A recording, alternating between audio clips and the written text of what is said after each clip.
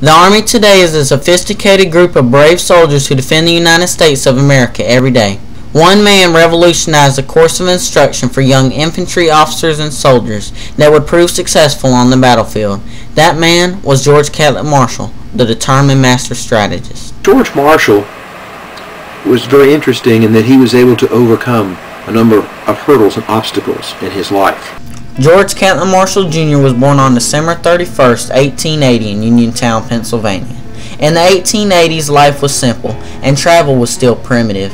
George was the youngest of 3 children. Marie and Stuart performed well in school, while he struggled. If it was history, that was all right. I could star in history. But the other things, I was very, very poor in. Although some people may have thought the young George was not bright, he proved many times that he was a quick thinker and a natural strategist. As an enterprising young man, he found ways to earn money.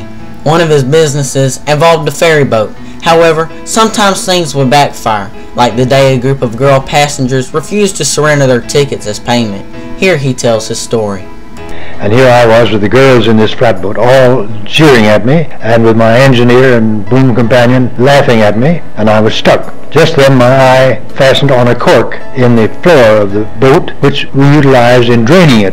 With the inspiration of the moment, I pulled the cork, and under the pressure of the weight of the passengers, this stream of water shot up in the air. All the girls screamed, and I sank the boat in the middle of the stream, and they all had to wade ashore. And I never forgot that, because I had to do something, and I had to think quickly. And what I did set me up again as the temporary master of the situation.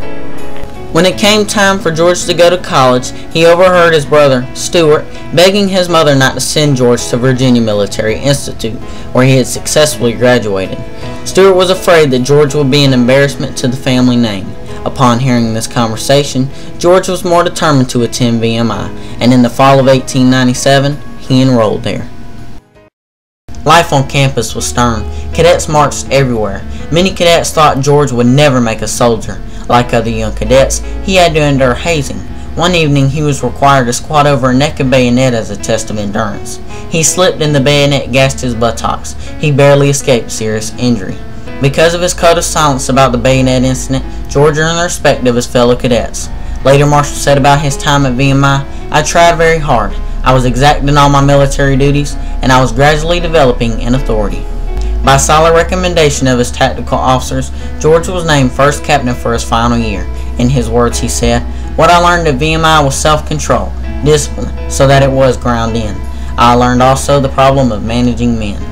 That same year, George met Elizabeth Lily Carter Coles, who lived just off the VMI campus. He had fallen in love with Lily and would go to great lengths to visit her. If he had been caught, he could have lost his cadet rank or even be expelled. George successfully graduated from VMI in 1901, proving his brother wrong.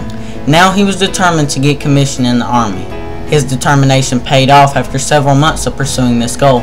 He was commissioned as a second lieutenant. At last, he and Lily could get married. They married in Lexington, Virginia on February 11, 1902. After being married a few weeks, Marshall departed for his first post in the Philippines, leaving his young bride in America.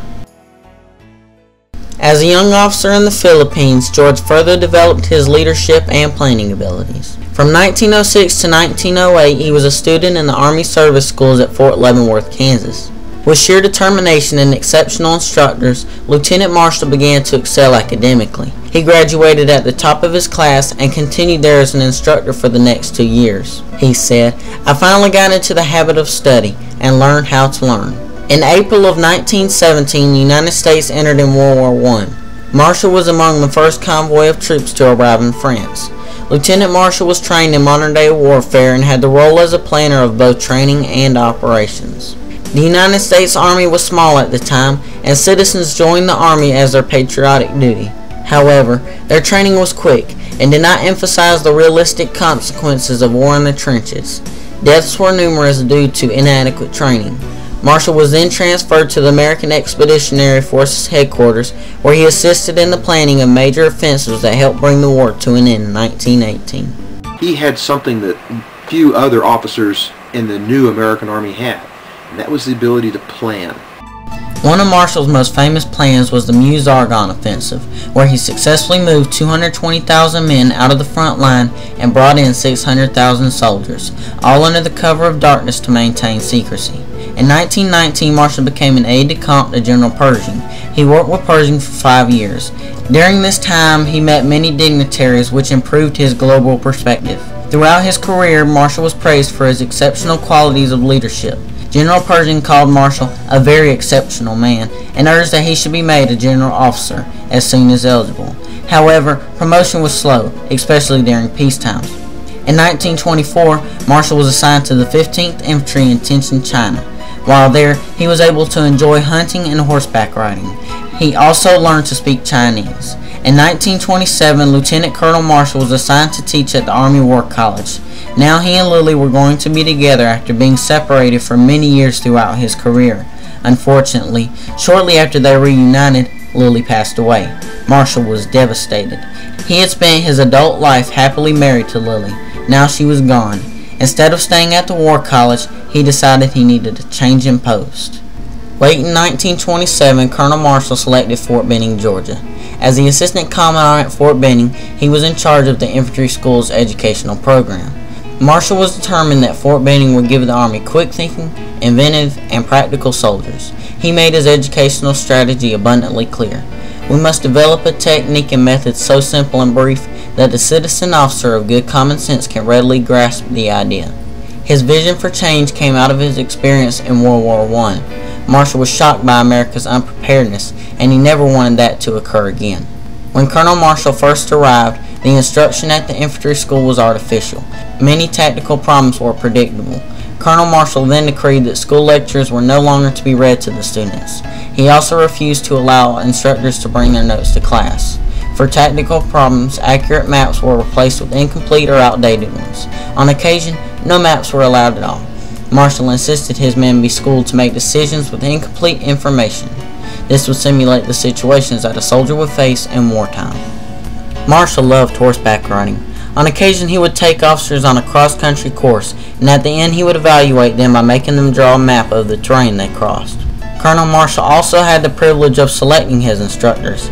Some of those officers were Omar Bradley, Morrison Stayer, William Freehoff, Joseph Stilwell, Emil Leard, Edwin Harding, Fremont Hodson, and Howard Liston.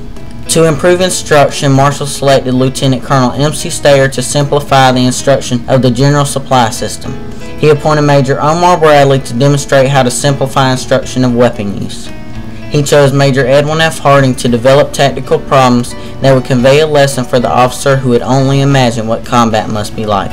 Marshall felt that the use of case studies from military history could be instructive. These lessons were later made into the book called Infantry in Battle. The infantry school held week-long troop demonstrations to apply these infantry methods and principles. Marshall's letters at Fort Benning stressed efficiency in instruction by simplifying procedures and reducing class sizes. In a memorandum to the Commandant, he had requested class size be reduced. His proposal was accepted, however only for the 1929-1930 school year.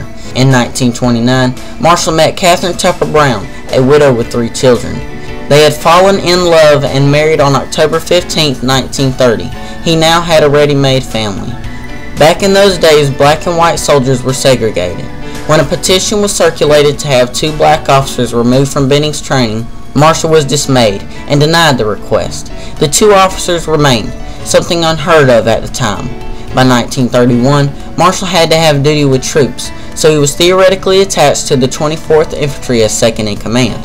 This allowed him to stay longer at Fort Benning. The Great Depression was affecting everyone, especially the soldiers.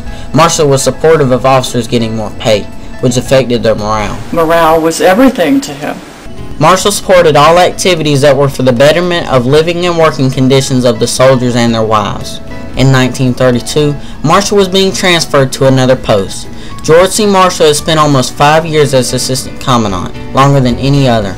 He had by that time largely effected his quiet and gradual revolution in the training of officers and soldiers. Many times George Catlin Marshall Jr. had triumphantly overcome tragedy. For him, the change in Fort Benning was magical. His strategy and determination to simplify procedures for the betterment of the Army ultimately made him the determined master strategist.